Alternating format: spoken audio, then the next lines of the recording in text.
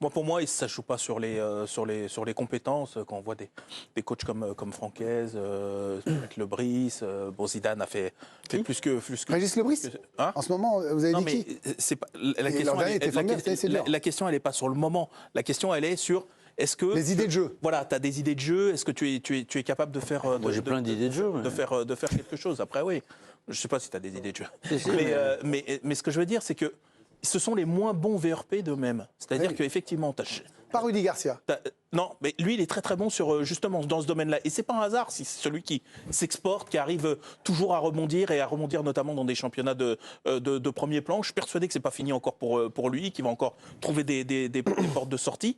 Mais pour le reste, tu as l'impression qu'il y a une espèce de timidité à faire ta propre promotion. C'est-à-dire qu'on te parle beaucoup de la méthode espagnole, la méthode allemande, la méthode, tu vois, les coachs portugais. Alors là, à un moment, c'était vachement en vogue. Moi, je ne suis pas persuadé que fondamentalement, ils soient beaucoup plus forts que les coachs français. Mais par contre, il y a une espèce de marque, de griffe. Et tu sais, c'est un petit peu comme en voiture, voilà, qui rentre dans tête. Voilà, exactement. Et après, derrière, les décideurs... Le football aujourd'hui, c'est aussi un enjeu d'image terrible, même presque parfois plus que le sportif.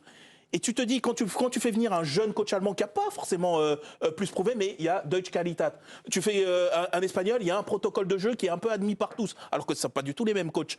En France, tu n'as pas du tout cette idée commune et cette image qui imprègne les inconscients. Et la conséquence, alors on a regardé par rapport au coefficient UEFA des clubs, s'il y avait des Français quelque part. Déjà dans le top 6, dans le top 10, on vous a fait une petite map donc pour voir qu'il y a des entraîneurs espagnols comme Pep Guardiola, Luis Enrique au Paris Saint-Germain. Aujourd'hui, ça c'est le top 6 au ranking coefficient UEFA des 6 plus gros clubs actuellement. On a regardé, on a descendu le classement.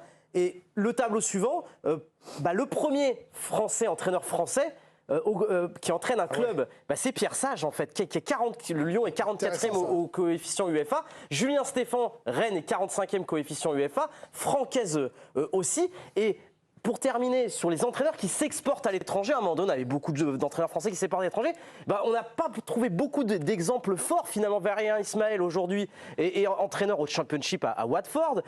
Christophe Galtier est parti au Qatar. Et puis après, ce sont des entraîneurs qui sont devenus sélectionneurs, que ce soit en Afrique ou encore Willy Sagnol en Géorgie. Mais il n'y a plus d'entraîneurs français dans des top clubs européens ou des gros clubs. C'est vraiment bravo pour votre travail, Raphaël, vous et la rédaction, là, pour ces deux tableaux, parce que c'est très parlant, c'est très éclairant, tout ce que vous venez de dire, là, le classement des clubs européens, finalement. Ces noms qui sont encore là. Benoît, vous avez connu des coachs français, des coachs étrangers. Est-ce qu'il y a une différence de méthode, ou est-ce que c'est que de la com? Est-ce que certains savent mieux se vendre? Est-ce que vous avez senti des différences? Dave m'a convaincu. Dave m'a convaincu sur ce qu'il a dit sur le savoir se vendre. C'est vrai qu'en France, on a l'impression qu'on est timide, qu'on n'est souvent pas appuyé par un agent qui pèse un petit peu dans le milieu et qui va essayer de vous exporter. Parce que finalement, qui est parti à l'étranger? Il y a Rudy Garcia, Claude Puel, j'étais très étonné d'ailleurs qu'il parte à Southampton.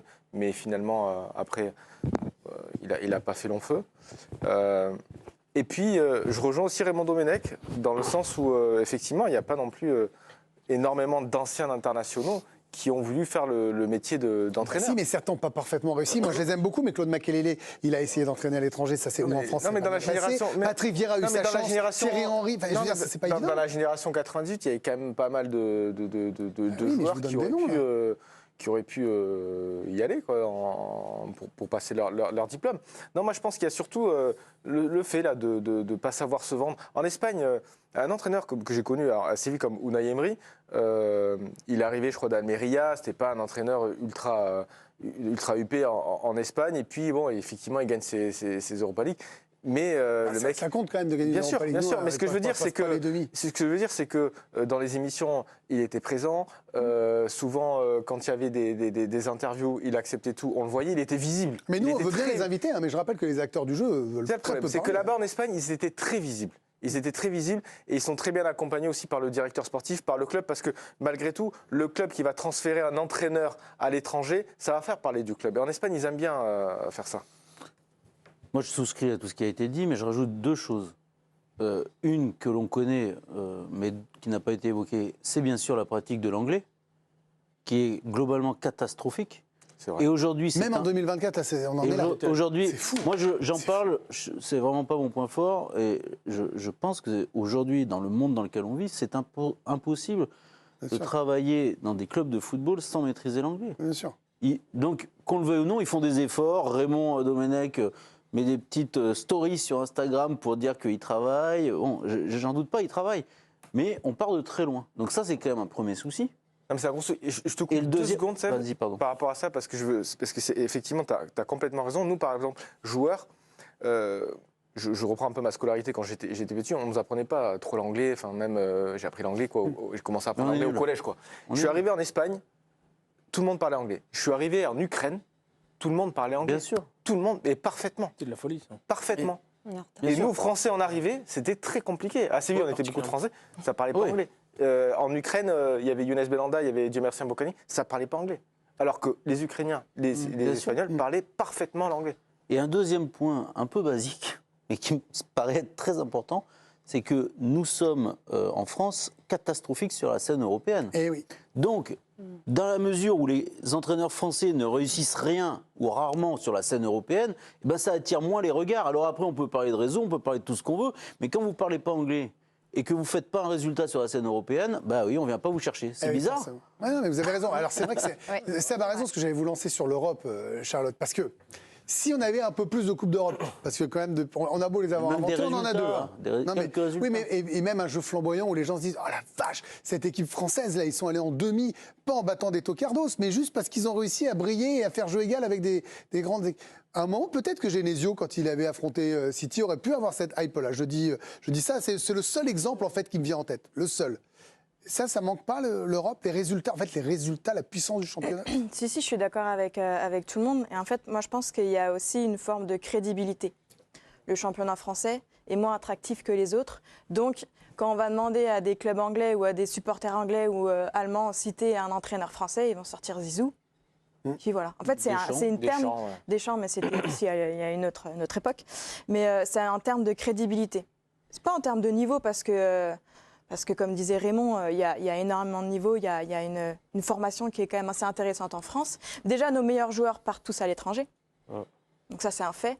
Et puis, voilà, c'est juste que c'est moins attractif, le championnat français. Donc les entraîneurs français, ils sont difficilement la possibilité de partir. Et attention, parce qu'en France, il y a ce phénomène-là aussi qui arrive de plus en plus, c'est que la proportion, là, à l'heure actuelle, d'un entraîneur français qui entraîne un club de Ligue 1, elle est de 50%. C'est-à-dire qu'un entraîneur sur deux est Incroyable. français. Et on a pris les dernières saisons à la Incroyable. J38, c'était trois entraîneurs sur 4 qui étaient français. C'est en baisse. Et on a peur.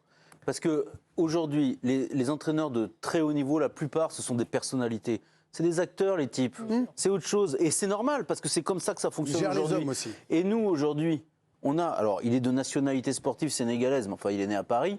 On a un type comme Habib Beye, qui entraîne aujourd'hui en national, qui a le charisme. Exactement, ouais, c'est vrai. Les compétences, moi, je pense qu'il y a énormément de gens qui ont les compétences. Mais même en France, on ne lui donne pas sa chance en première division. C'est vrai. Pourquoi ? Parce qu'il a une grande bouche, et c'est vrai que parfois Habib peut agacer, je peux le comprendre. Mais on en a besoin. Mais on a besoin de ça, parce que ce sont ces personnalités-là Bien sûr. qui peut-être iront plus haut.